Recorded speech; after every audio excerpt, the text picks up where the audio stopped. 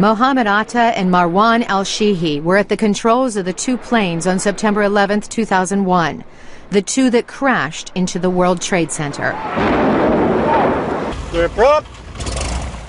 This is the man who ran the flight school that trained both of them for 6 months, Rudi Dekkers, a Dutch citizen who has lived here since 1993. He's flying us in a 4-seat Cessna 172, just like the one that Atta and al-Shihi trained on at Dekkers Flight School here in Florida. Clear for takeoff.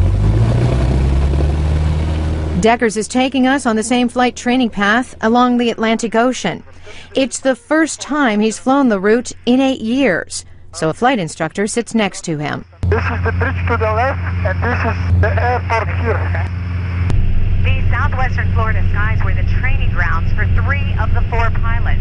It's thought that they chose this area because of the flat ground and the fact that the coastline can be used for navigation. We always went 10 miles out of the area, and this is a very quiet area. So they did the stalls here, the steep turns. They're all practicing. Dekkers saw these two every day. He still has their applications, their test scores, and student visa papers.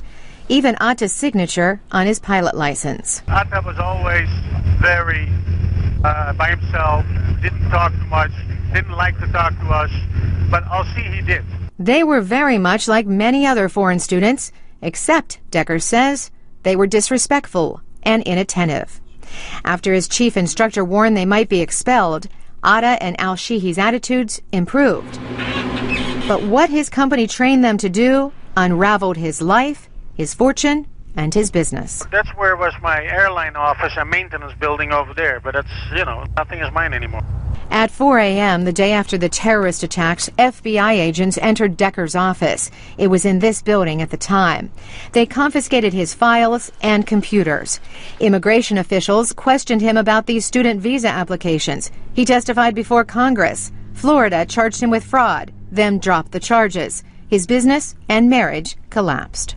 That brought so much stress, lost financially everything. I was worth $12 million on paper, and after a year after 9/11, I was worth $46,000. Dekkers blames the terrorists, Al-Qaeda, and Osama bin Laden. He's written a book about his experience called Guilty by Association.